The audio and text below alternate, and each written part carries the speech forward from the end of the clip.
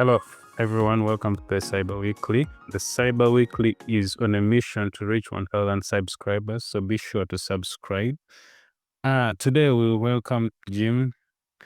Jim, nowadays I usually prefer guests talking about themselves. So, yes, we have a guest called Jim, and Jim, welcome to the show. And with me, I'm also hosting with Angela. So, Angela, welcome. Yes, please. Thank you. How are you doing? I'm good. Jim, how are you? It's a pleasure to be here, Deo and Angela. Thank you for having me on your show. Happy to be here today. Thank you You're for coming. So, Jim, tell us about yourself and how you got into cybersecurity. Deo, I've been a software developer for about 30 years. And as a developer, I was working early in my career on some projects where security was extremely important. So I realized that there wasn't a lot of books and there wasn't a lot of writings on how to write secure software. So as I learned different techniques as a developer, I saved it in PowerPoint files. And now later in my career, I'm a professional teacher. So I go around to different software development teams and I teach them how to write secure software and secure applications. That's me in a nutshell, Dale. Okay, that's a very short and concise form, but it's okay. That's so nice. Jim, you mentioned that you've been a software developer for 30 years. I'm curious, which language did you start with? Did you start with Fortran? What was it back in the day? The main language I started with back in like the early 90s was actually the Java programming language. So I started with Java like 1.0.2 back in the late 90s to build Java applets and to build. So I started my career building mostly web applications when web applications were first starting to replace client server development. So I went from Java, HTML to JavaScript, cascading style sheets. Then I moved into PHP. I moved into C#. I did some work in the C++ language doing middleware. I've been working with Python lately. So I really feel like the more languages I learn, the easier it is to learn a new language. And now with artificial intelligence, I'm confident to build almost, maybe overconfident, but with AI, I can work in almost any language relatively quickly now. It's a good learning tool. That's interesting. Because, most of us started with C, but it's nice to see that you started with object-oriented Java. So it was easier for you to build up. Terrible. I do some Java, but it's a very detailed, verbose language. Mostly these, I'm doing all JavaScript. JavaScript, yes. That's also my favorite. So why AppSec? I'm half of a technician and someone who likes to learn something, but I'm also a businessman, right? I own my own business, and like if I don't hustle and do work, I don't get paid. I don't get a salary. I don't work for it. I don't have a salary job. I have my own business, and I've been a businessman for about 15 years. And when I was working for corporate America, I really liked the learning lessons I had writing software for corporate America, but I really wanted to be able to work as my own boss because I had ideas that I wanted to move fast on, and I couldn't really do that in the position of being a professional developer. So I wrote all this course material, and without even having any customers, I started a training company, and I've been hustling for a good 15 years. And I feel very blessed. I have a lot of very good customers. I'm constantly getting good business. I I spend half of my time studying and I spend half of my time teaching. And the reason I got into AppSec is because I saw two things. I saw that the knowledge out there about application security was very small. There weren't a lot of books. It wasn't taught in school. Most developers didn't understand a great deal about secure software. But number two, I saw, Angela, that application security was going to be extremely important in the future. I knew that writing like all these insecure internet applications in the 2000s, I knew that that could last. So I switched my gears from development to being a teacher, and I am very grateful I made that switch. And I've been teaching for almost 15 years, and I'm still booked and busy teaching security classes, and I love it. All right. That's great to know. So I'm guessing, as much as you're into AppSec, you also want management as a person who definitely wants to control what they are doing and controlling the space of their work. So what really motivates you to lean into both of them? Because it's usually a tricky state, because most people, when they like move away from the technical, they just want to now switch directly to management without still doing the technical. So what keeps motivating you to continue with that? Well, I like to learn new things. That's always been one of the things that makes me happy, 'cause I have a attention hyperactivity deficit disorder, right? And it's like superpower to me, right? So I get bored easy. So I go from like learning an instrument to doing history studies um like learning a new programming language to learning how robotics works, and I'm always like learning new things to keep my dopamine up, right? And so like when I'm at home alone and I have the day off to myself, I'll like pick a random topic like Polish history, and I'll go watch 4 hours just something random. So I'm always learning something new. And as an educator, I can't just write courseware and be done with it. Software security changes a great deal, like from old sessions to JSON web tokens, from web apps to APIs, from APIs to web services. And what's everybody talking about now? Artificial intelligence. So 2 years ago, I predicted that artificial intelligence was gonna be huge. So early on, I spent a lot of time researching AI and writing several days worth of training on artificial intelligence. And Angela, when I was doing this, and Deo, when I was doing this, my partner at the time told me I was crazy. My business told me I was crazy. Some of my friends said AI is garbage. Don't even worry about it. And now today, I am nonstop teaching artificial intelligence security classes. So very often I have to do things on my own instinct when everybody around me tells me I'm wrong. And I just go with my instincts as a half a technician and half of a business person who reads a lot. And I've been lucky. I've made some good guesses. I'm gonna tell you a story. Let me go back to the beginning of my life. I'm gonna tell you a little story. When I was like in fifth grade, and when I was in fifth grade in like junior high school, I was in math class, and the teacher asked me, and the teacher asked me, "What is the answer to this question?" And I gave the answer. And then the other guy in the class, who was like the smartest guy in the class, his name is Bernie Fallon. I remember Bernie.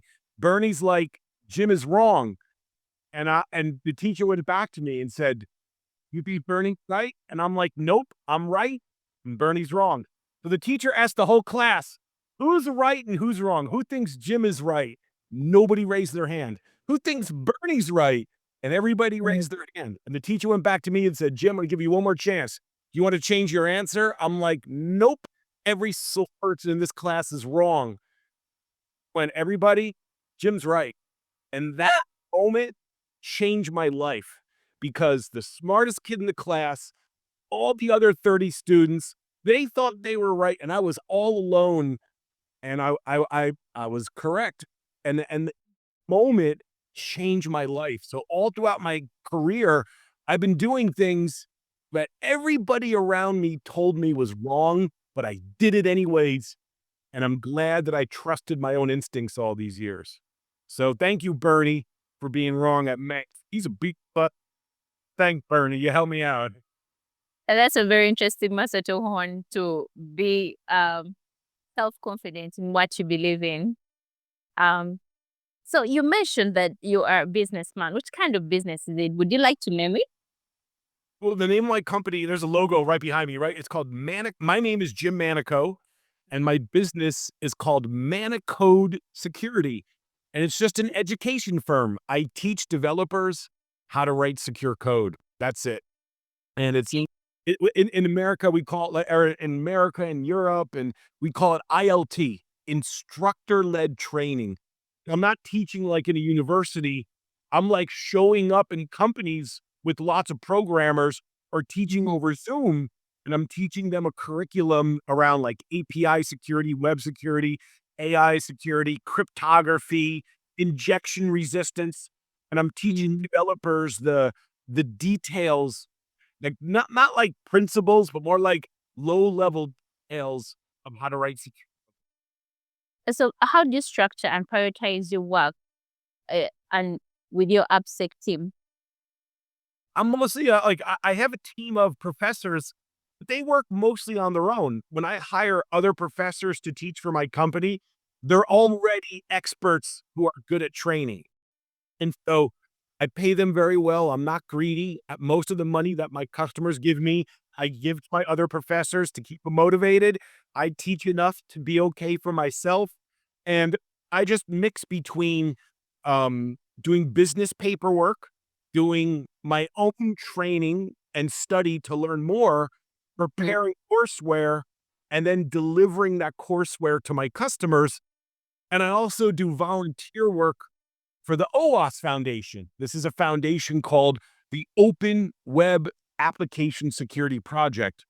I lead two standards, the Application Security Verification Standard. I'm a co-leader with 3 other leaders, and I just started a new standard called the Artificial Intelligence Security Verification Standard. So I'm on those standard bodies, helping build standards to write secure software in addition to my business work.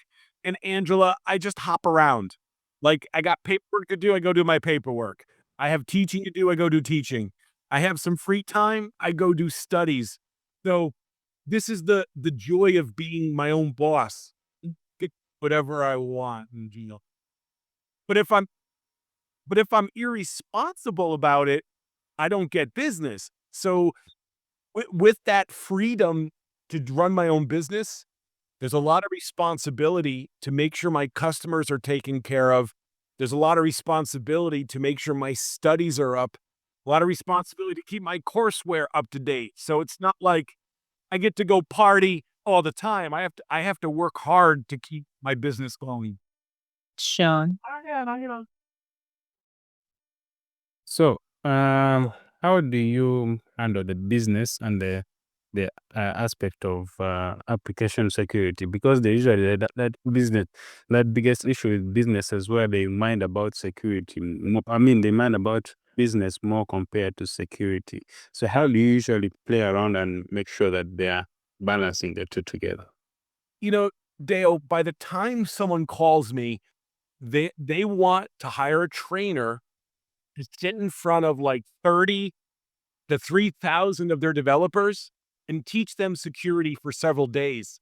So by the time someone calls me, they've already made the decision that application security is important for them. I usually don't have to convince someone that they need to do security. They're already convinced. So I show usually later in the maturity cycle of a company, they already know security is important. They got hacked, or they have compliance they need to follow, or they're picking a new company and they care about building secure software. By the time they call me, they already figured out it's important. So I'm lucky in that way. I don't have to convince anybody that security is important. That's interesting. When people get banned after being hacked or have like ransomware, they're willing to do what it takes to have like secure applications. But then, have you faced resistance from the engineering and product teams? And how do you overcome it? Oh, I almost never find resistance because I'm speak I'm speaking the developer's language, right? I'm like I'm helping the developers become engineer. They're usually happy to take the course. I don't get a lot of resistance. Again, people call me when they already want to do security. And you know what? One of the things is, Angela, if I'm a class and I'm being an arrogant jerk, which I can be sometimes, I think I know it all and I don't, right? I'm being too arrogant. The developers hate me. So I have to humble myself and be respectful and accept even bad questions and don't try to be a know-it-all. Admit when I don't know something. Admit that I don't understand their job. They've been working at this company for years. I'm just some random teacher who shows up. So the more I act in a respectful and humble way before people I teach, the less resistant they are. The more I act like an arrogant know-it-all, the less they're happy with me. So I've had to learn the hard way to be as respectful as possible when teaching developers about security. Well, Um, when it comes to the OWASP project, because you have talked about it, many usually use it as a benchmark. Do you find it still very efficient, especially you who does, help with this project? How efficient is it for a company to actually maintain that level of you know? the main standard at OWASP is the application security verification standard, right? So with that standard, there's 3 different levels. There's level 1 with requirements for every app. Level 2 for applications with a lot of security sensitivity. Then there's level 3 for critical infrastructure. And you know what? People don't have to be compliant. My goal is that they look at application security verification standard, they pick the requirements that are best for them and improve in those areas. But overall, Deo, it's not easy to do software security. It is very difficult to build and maintain secure software. So everyone still struggles with this, and there's no easy answer. But the application security verification standard, it's challenging to do all of these security requirements. It's very challenging. Exactly. And since everything is fast paced and standards, not standards, but like also the malicious actors keep on innovating more. So it's a fast paced world that everything keeps on changing. So yeah, it could be very daunting to be at your A game all the time, right? Yeah, I am studying new things all the time. That's why I spent the last couple of years building courseware for artificial intelligence, because it's now one of the most important areas of software on the planet right now. And people are building artificial intelligence systems extremely quickly without security in mind. So I have to keep studying and learning more, and it never ends. And it's good for my brain, right? It's good for my health. It keeps brain health very good if you keep studying. So I'm reading, I'm building my own systems to experiment with software, and Angela, it's never going to end until I retire. I'm always learning. Oh, Even in retirement, you always be learning, I presume. But then looking back, what are the skills you wish you would have learned earlier? I think the most important skill I wish I learned earlier is physical fitness, right? Because I study good, I run my business good, and all that's good. But I got very, very obese younger in my life, and it took me a lot of time to learn how to eat slowly, how to eat healthy, how to eat in a moderate speed, how to exercise and keep my body in shape. That was really hard for me, because you can have all the money and success in the world, but without health, you're poor, in my opinion. And the health is wealth.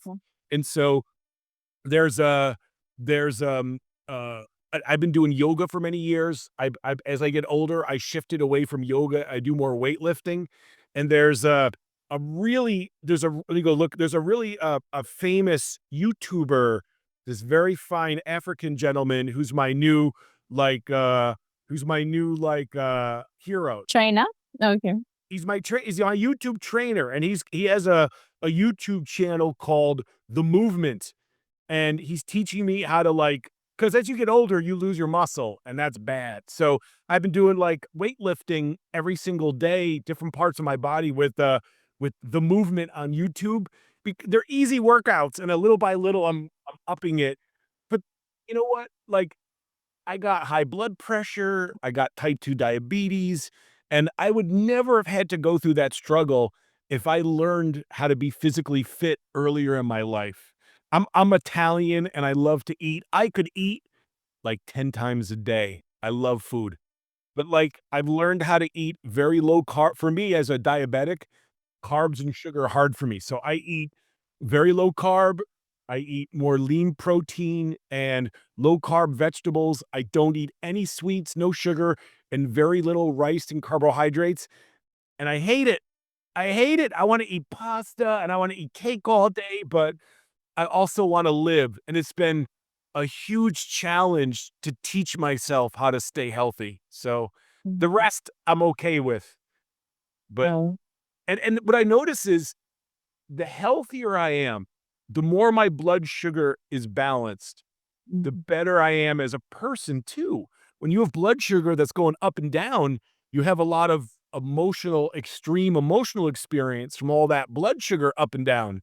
But when you eat a more balanced diet and exercise, your blood sugar stays in a thin band that's healthy, and then your emotional control and your moods are much more balanced. So the more I focus on fitness and good diet, the better of a person I am, and the better of a teacher and more patient of a person I am. So that's the part of my life I've struggled with my whole life. And I'm going to go lift weights with the movement in a couple hours today for sure.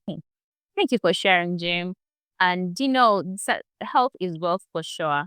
And mostly with like programmers and people who sit at the computer, we don't mind about our postures, and then we have advanced back aches. So if we learn to mitigate that earlier, we would live better lives. Thank you so much for sharing that. We'll also take it on. I will look up the movement. He's awesome. It's a I struggle every day, but I'm getting there. I'm getting some muscles back. It's like but it makes you a better programmer. It makes you a better professional. It's not just about my health. It's for all the people I work with. It helps them too. Oh, yeah, sure. So what advice would you give to someone in their early stages when they're beginning their road into AppSec? What advice, where should they start from? I would read the OWASP Top 10, and I would read the Application Security Verification Standard, and I would get on Slack at OWASP and ask a million questions about what all this means. That's how I started. Again, you can't learn this passively. You got to get in there and ask the hard questions. And when I started my security journey, I went to the OWASP Foundation and I asked 1,000 bad questions. And then I learned and I started asking better questions over time. And I got to the point where I accumulated enough knowledge that I wrote a book. But I wouldn't have been able to write a book on application security if I didn't start by asking 1,000 bad questions to start with. So, and if I didn't read and study to try to understand this material. So find a mentor. I think the OWASP Slack channel is probably one of the best places to get involved with the community who will answer questions about application security and read. But I would start with the OWASP Top 10 and the Application Security Verification Standard. The version 5 is going to be published in just a few weeks. That's a great place to start. And the other thing is having a good AI system to the AI knowledge bases are getting really good.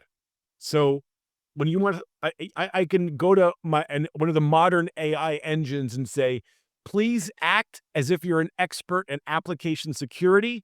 Here's a requirement from ASVS.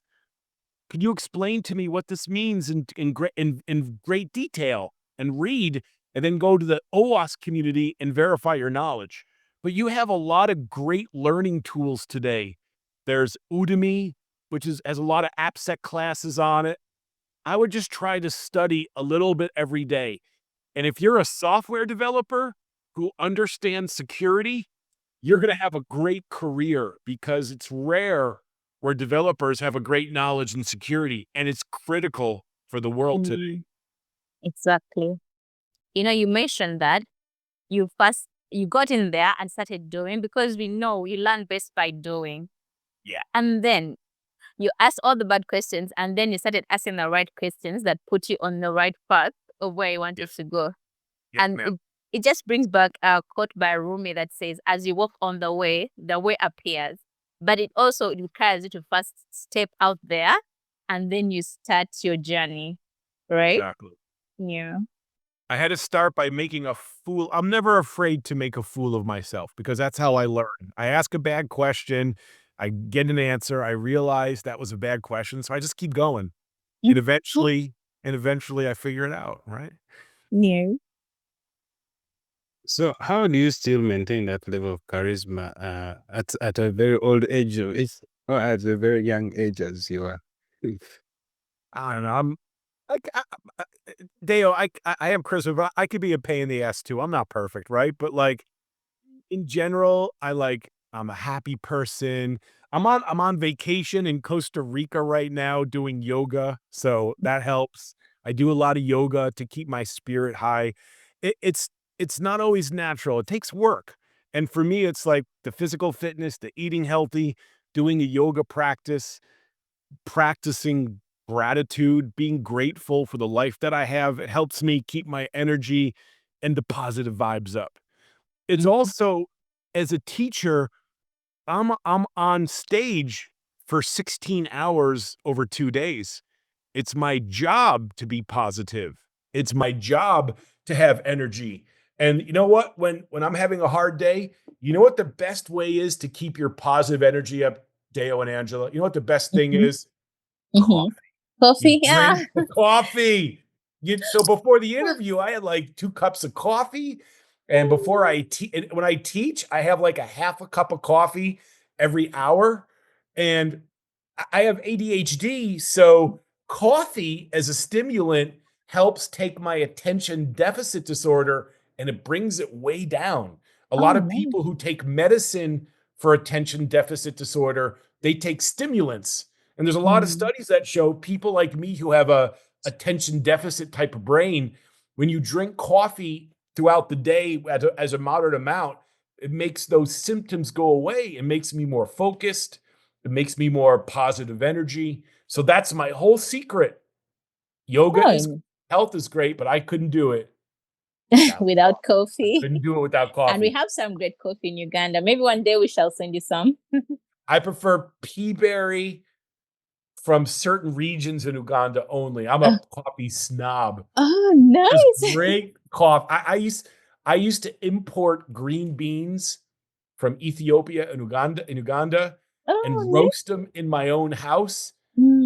Angela, those were dark times. I was getting a little bit too crazy. I was That getting a is too little bit too extreme. crazy. But at least you know about our coffee. I'm so impressed. Best coffee in the world. So I get normal coffee now. I stopped importing green beans from Africa. I You stopped stop that. being a snob. So good. Oh, yeah. So, any parting shots for our audience? I'm sorry? Any parting shots for our audience? You know, I'm going to recommend 2 things early in your career. Number 1, work hard and study. The more you study early in your career and work hard, the more you'll get to play and have fun later in life. And number 2, the other thing is, no matter how much money you make, always save a little bit. If I could do something different when I was a young man, I would have maxed out my retirement and saved for my retirement at a much earlier age. When I'm 18, I don't even think about it, right? So if I could go back and talk to myself at 18, I would say, save for your retirement aggressively now. I've caught up, but like for other young kids, save money, don't waste your money. And 2, study and work hard. If you do those 2 things early in life, it's going to make all the later years of your life much easier and more enjoyable. That's my advice. Thank you, Jim. Thank you, Jim, for this. Definitely, there's a lot to pick on what you have said, and yes, you are making us more intrigued into the AppSec world, and yeah, I am. And life in general. Yes, I am very intrigued. And if anybody has questions for me, just send me some email. I'm jim@manacode.com. I'm happy to answer anybody's question on application security anytime. Just send me some email. Sure. What about LinkedIn? Thank you. I'm Jay Manico on LinkedIn. Okay. Okay, So we'll we'll include that in the show notes. Absolutely. Yeah. Okay. Other than that, Thank you, Jim. thank you, James.